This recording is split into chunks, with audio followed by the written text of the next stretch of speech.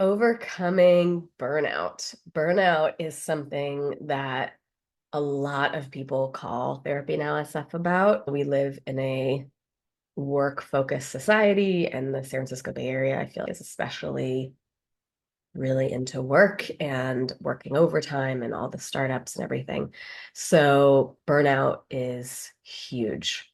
Let's define burnout. It's a state of chronic physical, emotional, mental exhaustion, which is caused by prolonged stress, and it's often related to work, but it can also be from caregiving roles too. It's not just work. I think that's maybe where we go to. That's where I often go to, but it can also be from some caregiving roles too. It's something that a lot of people experience at one point or another. I've experienced it myself. So, what are some common signs? I'll go through each one that I briefly mentioned. So, emotional exhaustion, you feel drained, overwhelmed, maybe you're not sleeping well, and you just feel unable to cope. And then another one is detachment or cynicism. So, you are just feeling disconnected from your responsibilities, you're pessimistic, you're feeling indifferent, you're not motivated. And then lastly, some reduced performance. So it's you're struggling to concentrate, your productivity has gone down, and you're not feeling any sort of sense of accomplishment. So the causes of burnout can be work-related stress, so excessive workloads, unrealistic expectations, whether you put that on yourself or a boss puts that on you or the company. You're feeling a lack of control or a toxic workplace environment. It can also be personal life stress. So whether that's financial pressures, some chronic illness, or maybe you're trying to balance caregiving roles can be incredibly stressful. And it can also be attributed to some of your maybe own personality factors. So you might be somebody who people pleases, you have those tendencies, or you're a little bit more of a perfectionist, and maybe you have some high achievement, just that orientation. And so you're going to be more prone and susceptible to burnout. So the effects of burnout on mental and physical health. So some physical symptoms you might see, talked about insomnia, headaches, you have a weakened immune system, you're getting sick all the time, and then just chronic fatigue. And the mental health aspect, you might be experiencing anxiety or depression, just feelings of constantly worrying, or you're abusing substances as a way to cope.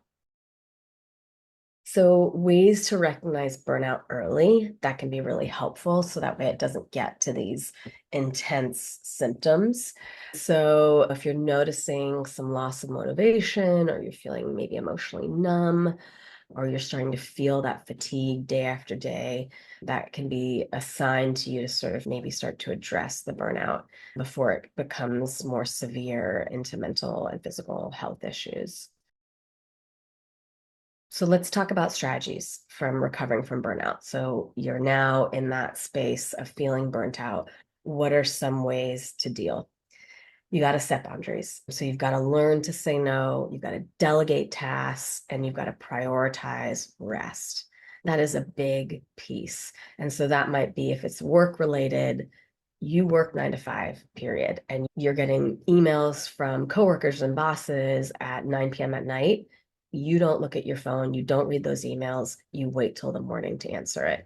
And people might start to get upset, and or they might start to realize you are setting boundaries, and so maybe they need to as well. And that often then is a ripple effect, which can be really helpful. You need to practice self-care. And so what that means is get outside, try to get some sunlight, have some physical activity. You want to try to eat healthy and try to get some sleep. You want to have some mindfulness, some relaxation, meditation, even if it's literally 5 minutes. The research shows that can be incredibly healthy and really helpful. Deep breathing can really help. Yoga can also be another one. Seek support. So whether that's friends or family, going to therapy, getting some coaching, all of that can be really helpful. And lastly, reevaluate your goals. Consider having different expectations and career and life goals so that way it can be more sustainable and fulfilling for you moving forward. How can you then prevent burnout in the future? So time management is huge, and having that balanced schedule. So putting in time in your schedule for a walk, time in your schedule for 5 minutes of meditation. You're literally, I've put that in my schedule before because sometimes it doesn't happen. The day just zips by and you're like, I haven't eaten. I haven't taken a moment to myself. Another one is to have some work-life balance, to see if you can't get some hobbies in, to spend time with people you care about, and then regularly having some mental health check-ins. You want to be able to assess your stress levels and your emotional well-being to catch burnout early. So, in summary, getting ways to take care of yourself and noticing. I think sometimes we have all these symptoms, physical and mental symptoms, and we don't really know what's happening and we're just stressed all the time. We're feeling anxious. First step is recognizing it and then recognizing the triggers. And then how do we take action to change what is happening to lead more balanced and fulfilling life? And if you're finding you've noticed you're burnt out, but you can't seem to grasp ways to change, that's when it can be helpful to reach out to a therapist. And Therapy Now SF, that is something we work with people all the time on burnout, whether that's work stress or caregiving stress or personal stress, and you're just feeling like you can't cope. And so you need a third party to help you manage all of that and tackle it.